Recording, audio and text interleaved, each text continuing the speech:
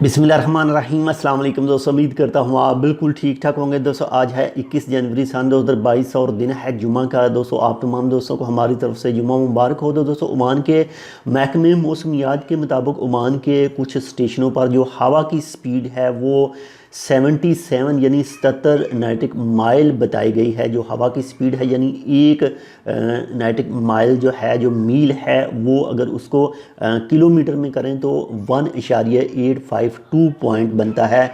और अगर 77 नॉटिक माइल की कैलकुलेशन करें तो ये स्पीड 142 किलोमीटर पर आवर बनती है और ये बहुत ही तेज़ स्पीड है। जितनी भी एहतियाती तदाबीर हैं वो लाजम करें।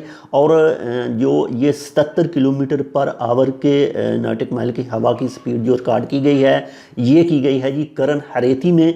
और इसके बाद में जो सेकंड में दलकूत में जो रिकॉर्ड की गई है वो 41 नॉटिक माइल रिकॉर्ड की गई है, यानी 76 किलोमीटर जो पर आवर की हवा की स्पीड है। इसके बाद में नंबर 3 पर जो स्टेशन पर रिकॉर्ड की गई है वो है करन अल आलम में, और यहाँ पर 30 नॉटिक माइल जो है हवा की स्पीड रिकॉर्ड की गई है, यानी 55 किलोमीटर पर आवर हवा की स्पीड है।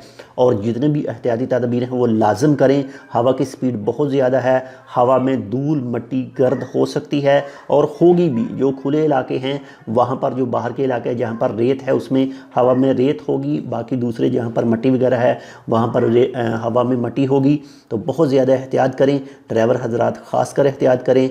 और ये ज़्यादातर जो हवा है, ये सीज़न जो हवा का होता है ये ओमान में है। इसके अलावा जो अरब कंट्रीज़ दूसरी हैं उनमें भी इस वक्त मौजूद है। बहुत ज़्यादा ख्याल रखिएगा। मिलते हैं आपसे दूसरी अपडेट के साथ, तब तक के लिए अल्लाह हाफिज़।